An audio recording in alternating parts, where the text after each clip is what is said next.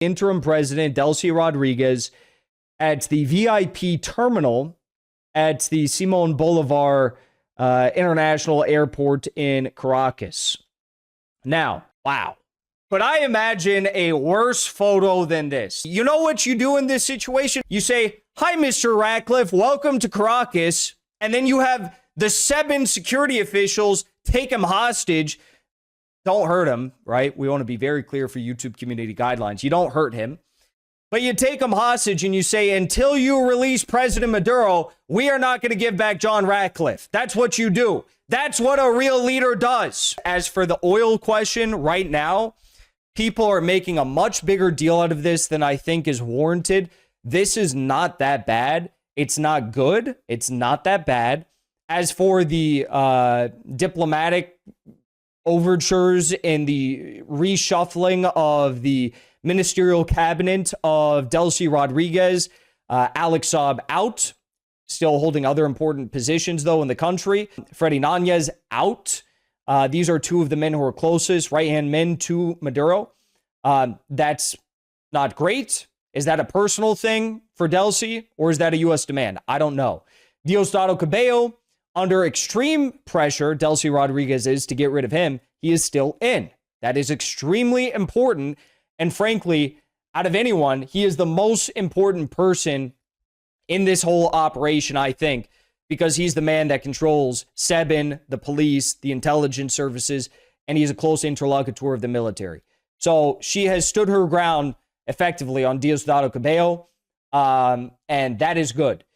As for the CIA photo op, we don't even know if she knew that was going to happen. She probably did know it was going to happen. Horrible look. Nuclear bomb of an optics disaster. Really, honestly upsetting, but dancing with the devil to avoid a gazification of Venezuela. Can you justify it? I don't know. I'm not a Venezuelan. Make of that what you will. The good, the bad, the ugly. I'm giving it to you straight here. You may have seen some absolutely shocking revelations come out of Venezuela over the past 48 hours. And I will say I fully agree with you. I do find it extremely shocking. Okay? Now, it goes without saying that Venezuela is not North Korea. They don't have nukes. They cannot defend themselves like a North Korea or even Iran can, who has ballistic missiles and a massive hypersonic missile, storage facilities all across the country. Like, we're dealing with a fundamentally different country. But what I will say is that all countries, I believe, should aspire to form regional confederations with like-minded nations, with like-minded governments, like we see in Africa, Sahel region. That is the model of success. Obviously, if you are a small nation, if you're Iran, you're a big nation, you don't have to worry about something like that. But if you're a small nation, that should be the approach here. Now, the approach of the current government, led by interim President Delcy Rodriguez, you may find condemnable, you may find regrettable, you may find it disgusting even. But it goes without saying that Delcy Rodriguez, at the very least, is walking a very tricky tightrope in both trying to maintain the sovereignty of Venezuela amidst their president being held in MDC in New York City along with Celia Flores, his wife, while also ensuring that the U.S. will not airstrike them once more. I talk with my friends in Venezuela each and every day, and frankly, they understand full and well that the likelihood, the possibility of secondary U.S. strikes, Gazifying Venezuela, is a very real possibility. So everything that you're about to see, you should take into account. If you were the leader of Venezuela, if you were dealt these very, very horrendously bad cards, and the cards could get much worse, you could have your entire nation leveled to the ground like Gaza. You don't know what they're capable of. You don't know what they're willing to do. You don't know what they're planning and what they're thinking. Where you could have thousands of people be killed. What are you willing to do to prevent that from happening while still trying to maintain the sovereignty of your country? So with that in mind, let's get into the story, because it is pretty incredible.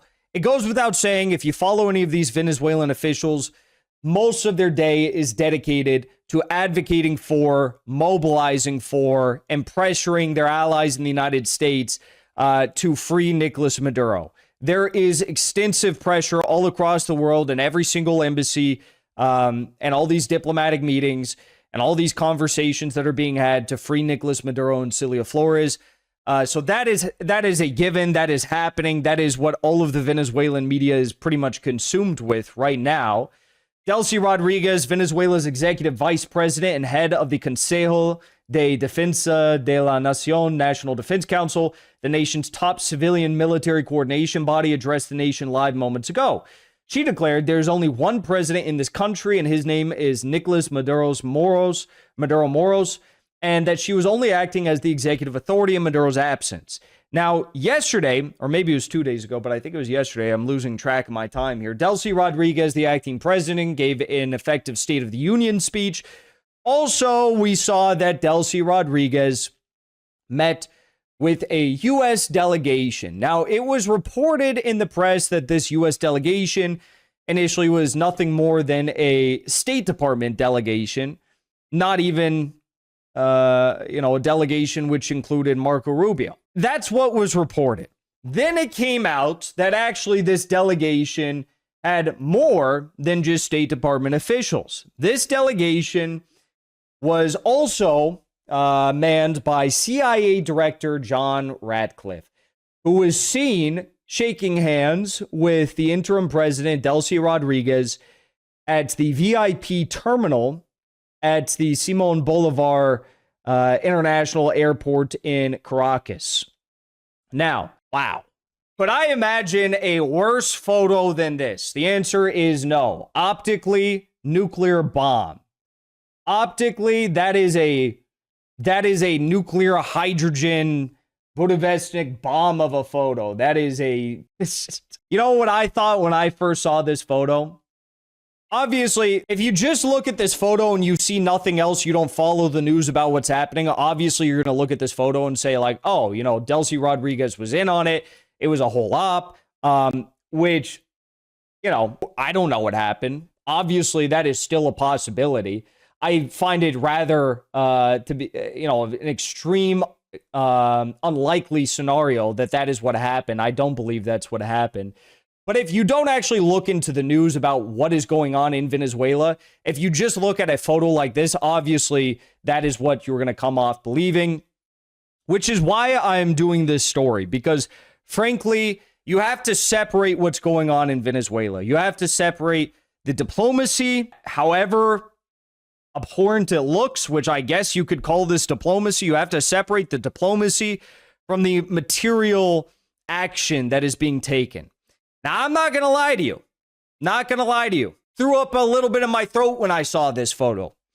The president of Venezuela is sitting in New York City with his wife, who was beaten by Delta Operation Forces, probably high on a cocktail of drugs, as they kidnapped them in the middle of the night, slaughtered 32 Cuban security service members of President Maduro's team, and also killed a number of Venezuelan civilians. Yeah. Not gonna lie, when I saw this, my initial reaction was, damn, if we had a real leader, you know what that real leader would have done? If you had a real one in there, you know what they would have done? You think Kim Jong-un would have shaken the hand? I mean, Kim Jong-un has nukes, let's be real. But if you're a crazy leader, if you're a Gaddafi, you know what you do in this situation? And by crazy, I mean a base leader. You know what you do? You say, hi, Mr. Ratcliffe, welcome to Caracas. And then you have the 7 security officials take him hostage. Don't hurt him, right? We want to be very clear for YouTube community guidelines. You don't hurt him. But you take him hostage and you say, until you release President Maduro, we are not going to give back John Ratcliffe. That's what you do. That's what a real leader does. Now, of course, this is all hypothetical. This is not real. I'm just kidding around here in Minecraft. But I would have expected something like that if it was a real, Notice how they're shaking with left hands? Yes, because Delcy Rodriguez, she sprained her right hand, or you see her with she has like a broken arm or something like that. That's why they're shaking with left hands. You'll see her when she's not wearing a full suit, you see her, she's got a broken wrist or something. But look, that's the truth. I mean, might is right, as Donald Trump said. We're going to come in and we're going to kidnap Maduro. Okay, you want to send? Yeah, we'll have a diplomatic meeting with CIA Director John Ratcliffe. I'm not even sure if they knew he was going to be there. You know, they may have said like, oh, we're sending a high-level delegation from the State Department, and then they send John Ratcliffe as like a power move. That's also a possibility. That is unlikely, but that is a possibility. So, and there's no indication that he went into the city. There's no I haven't seen any other photos than this. And there was like one other photo of him with face to face with this Venezuelan general. But it all looks like the only photos we've seen were from the VIP terminal of the airport. So it's possible that he went, he met with the I mean, it's very odd that the president is at the airport. He met with the president at the airport. Apparently, he said a few words. This is the public reading. John Ratcliffe met with Venezuela's interim president, Delcy Rodriguez, in Caracas on Thursday. A U.S. official tells me. During the meeting, Ratcliffe discussed potential opportunities for economic collaboration and reiterated that Venezuela can no longer be a safe haven for U.S. adversaries, especially narco traffickers. So, to be honest with you, I'd be surprised to know if they even knew that Ratcliffe was coming. Unfortunately, we already did our interview with Maduro's son, so I don't really know what's going on here. But, you know, so this was optically nuclear bomb, right? And if you're Kim Jong-un, I think Kim Jong-un would have taken the guy hostage and said, you know, free Maduro until, you know, and we'll give, you know, Mao Zedong, when he was on the Great March and the U.S. was like threatening to launch nuclear bombs at China as they were going through this revolution, Mao was literally like, fire your nuclear bombs. You can fire your nuclear bombs. You can kill millions of us, you know, Chinese, and we're not going away. We're not going to stand down. Like, who gives a fuck? Fire the nuclear bombs, kill millions of us. We're not going to. That he literally said that. He either gave a speech or he wrote that somewhere. Like, that is the mindset of a powerful man. Think of him what you will. That is not a weak man. He was a real one. He said, fire your nukes. I'm ready. I'm him. I'm ready. Okay. Now, I did say you have to separate the material action being taken from the optics of diplomacy, however horrendous they may be. Now, as for action that's being taken, I'm not going to sit here and tell you that everything is fine and peachy. All right. It is to be expected, I guess, that when you have a change of administration, like in any administration, even if you come from the same political party, you are going to shift around your ministers, your secretaries, the cabinet that sits beside you and makes key decisions. Now, Alex Saab is a very powerful man in Venezuela, very famous man in Venezuela, as is his wife. His wife is a vice minister in Venezuela. Alex Saab, up until today, was the Minister of Industries and National Production. Alex Saab was the man who organized the CLAP program in Venezuela, which worked to circumvent U.S. sanctions and get much needed food to the Venezuelan people amid the 2019 maximum pressure sanctions regime that was imposed upon the Venezuelan people by the Trump administration, particularly John Bolton and Mike Pompeo. So Alex Saab not only did that, he not only got food to people when they needed it in Venezuela, he also worked very hard to sanction-proof the Venezuelan oil industry when they were cut off from global shipping, when they were cut off from global diluent supply. So, you know, this high sulfur content oil that they had, it couldn't be refined in any way because they were cut off from global diluent supplies. So he worked with Iran, he worked with Turkey, he worked with China, he worked with Russia to circumvent the sanctions and basically save Venezuela. Venezuela's economy last year, still coming out of the sanctions, it rose by 8.3% last year. Venezuela has the lowest unaliving rate, if you know what I mean, the lowest suicide rate of any country in Latin America. Venezuela, Trump said, has, Caracas is a safer city than any American major city. So you look at Venezuela, regardless of what they say, despite the sanctions, it is a success, and that's why it is being targeted right now. a lot of that is thanks to Alex Saab. Alex Saab was, in many ways, President Maduro's right-hand man. So he oversaw, he was not just the minister, he holds other positions that he still holds today, but Minister of Industries and National Production no longer. Delcy Rodriguez, the acting president, has consolidated this ministry and another ministry and chosen to not place Alex Saab at the head of these industries, but the other minister that was in charge of like the other industry or something. So Alex Saab is no longer heading up this ministry. It actually no longer exists technically. It's been consolidated. So he is out, okay?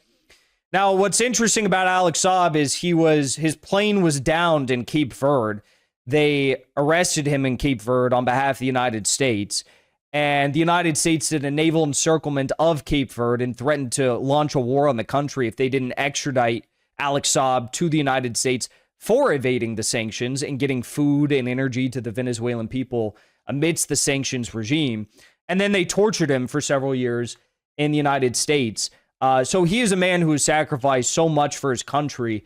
And now he has been, because he was Maduro's right-hand man, he is out of the ministry, okay? That's basically what I'm trying to say. He's a man who sacrificed a lot for his country. He was Maduro's right-hand man, and he is out. Do I know if this was a U.S. demand bestowed upon the new administration? I don't. They say he's going to have another prominent role, but I question what that role that he will be given is.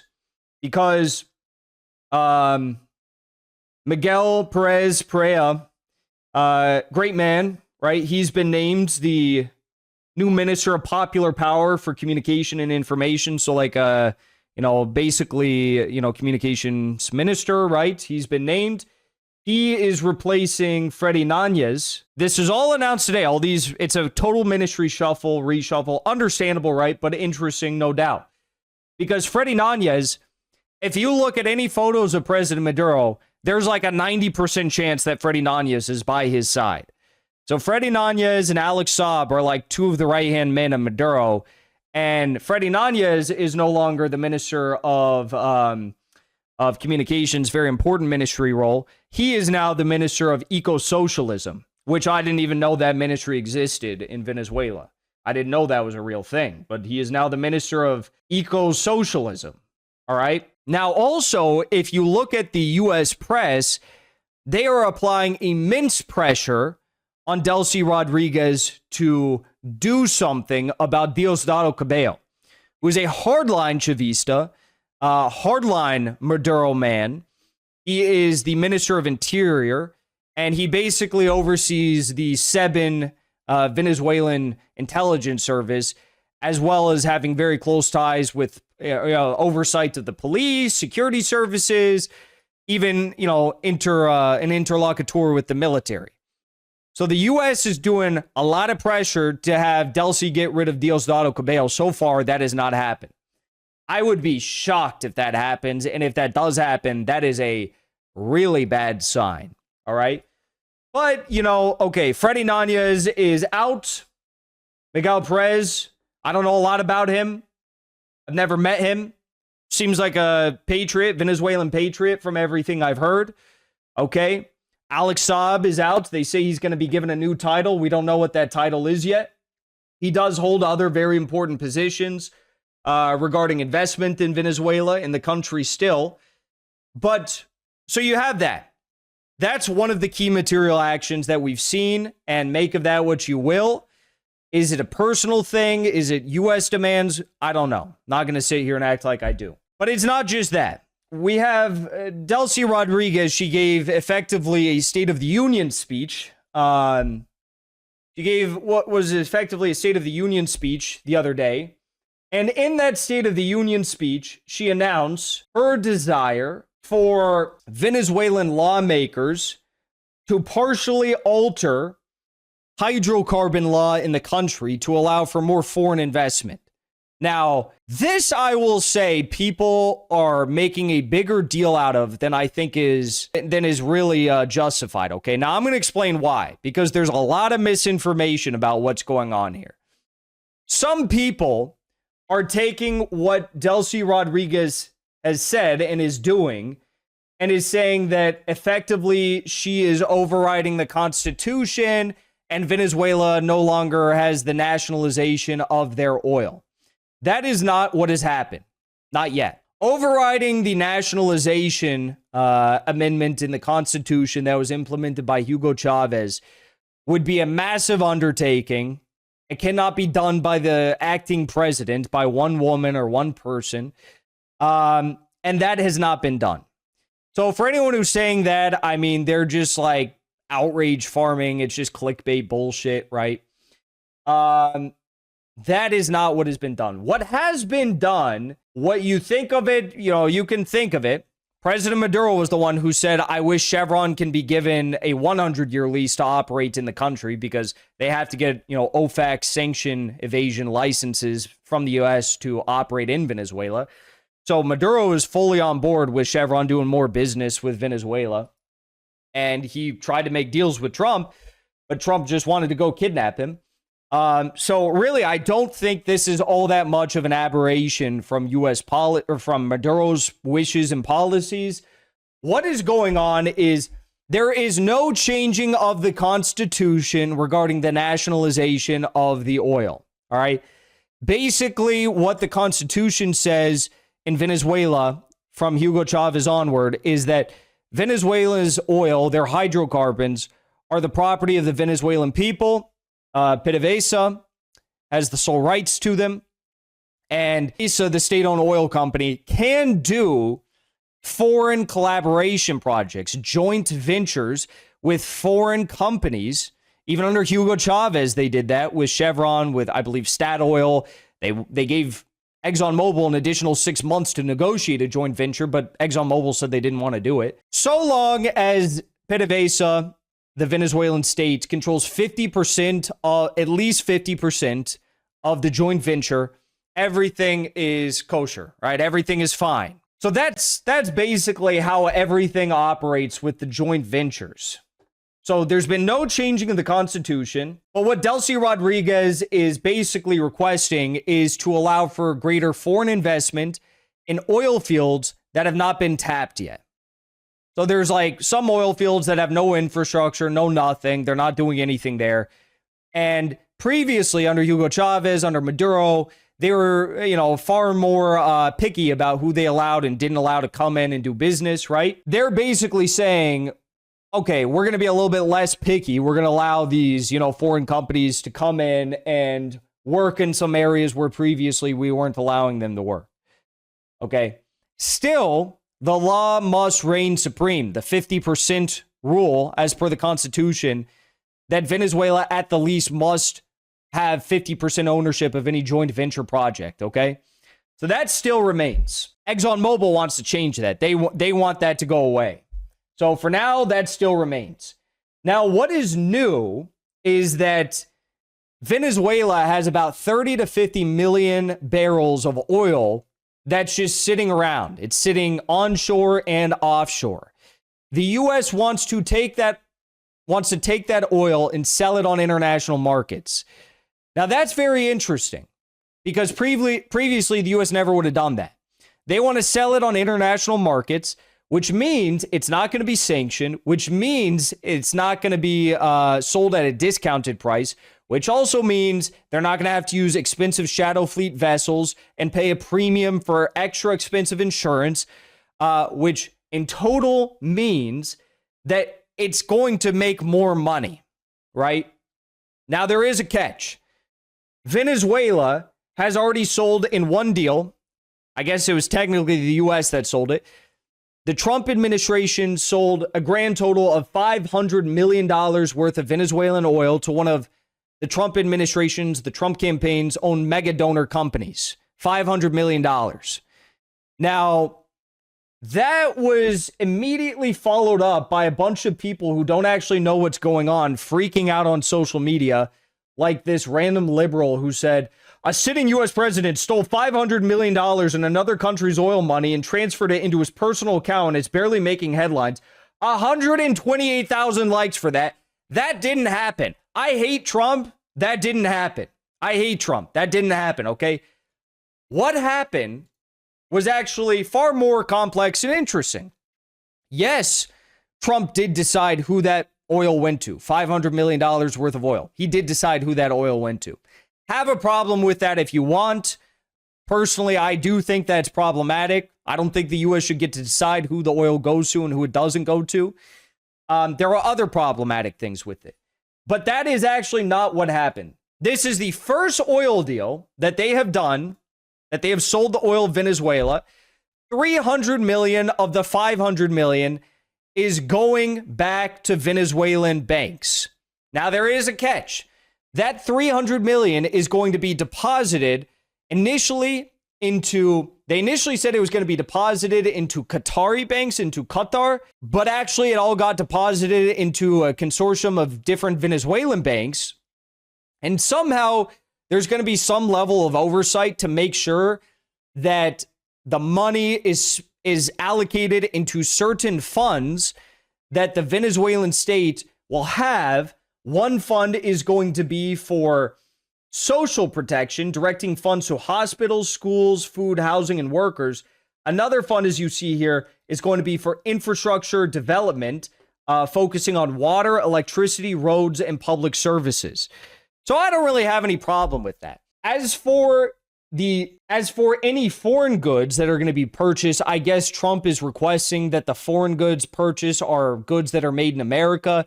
Again, not that crazy. It's not really that insane because, like, the United States, up until 2019, was the number one import-export partner for Venezuela. Now Venezuela's number one import partner was China. That was after Trump induced the maximum pressure sanctions in 2019.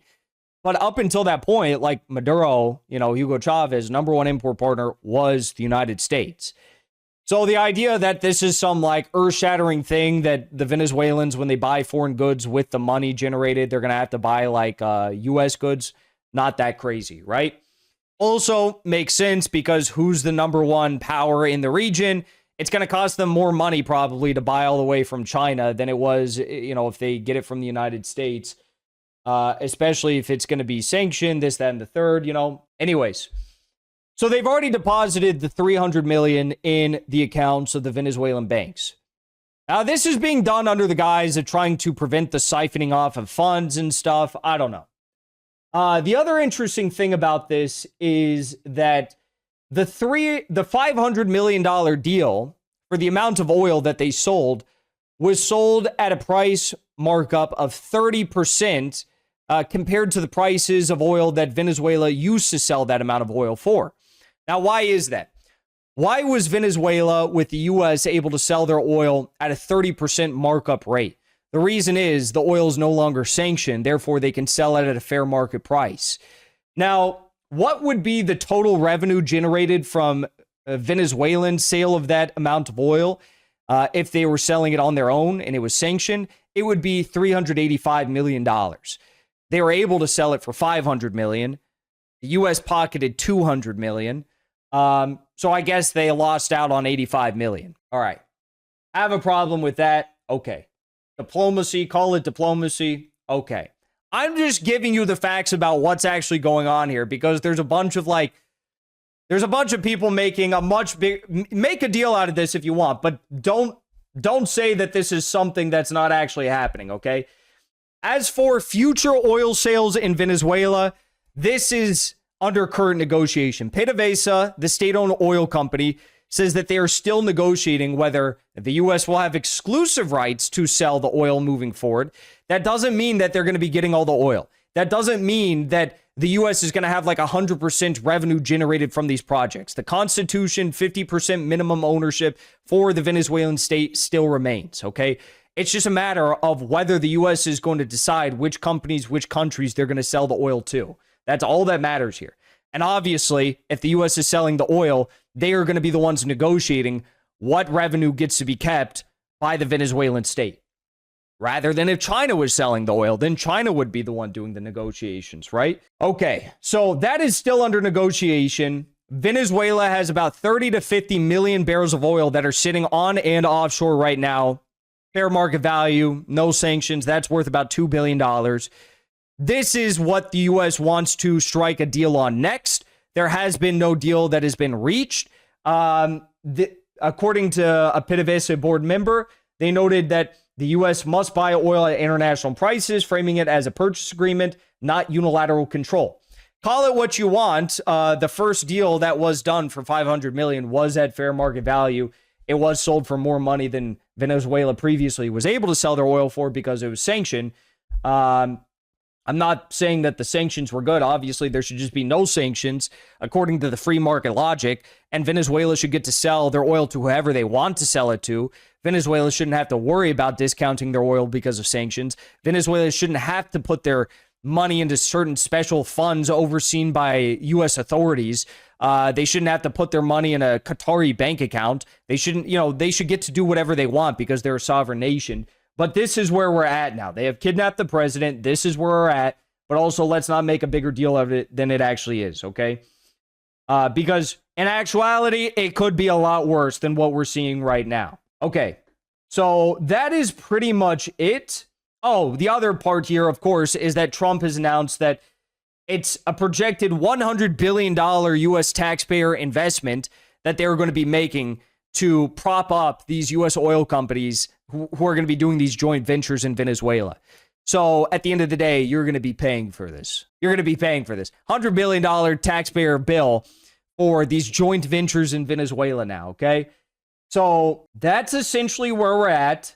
As for future OFAC licenses being granted for American oil companies, it is expected that there will be more OFAC licenses granted to other oil companies. Chevron will probably get an extended license. ExxonMobil looks like they might not get a license. All I got to say is, as for the oil question right now, people are making a much bigger deal out of this than I think is warranted. This is not that bad. It's not good. It's not that bad. As for the diplomatic overtures and the reshuffling of the ministerial cabinet of Delcy Rodriguez, Alex Saab out, still holding other important positions, though, in the country. Freddy Nanez out. These are two of the men who are closest, right-hand men to Maduro. That's not great. Is that a personal thing for Delcy, or is that a U.S. demand? I don't know. Diosdado Cabello, under extreme pressure, Delcy Rodriguez is to get rid of him. He is still in. That is extremely important.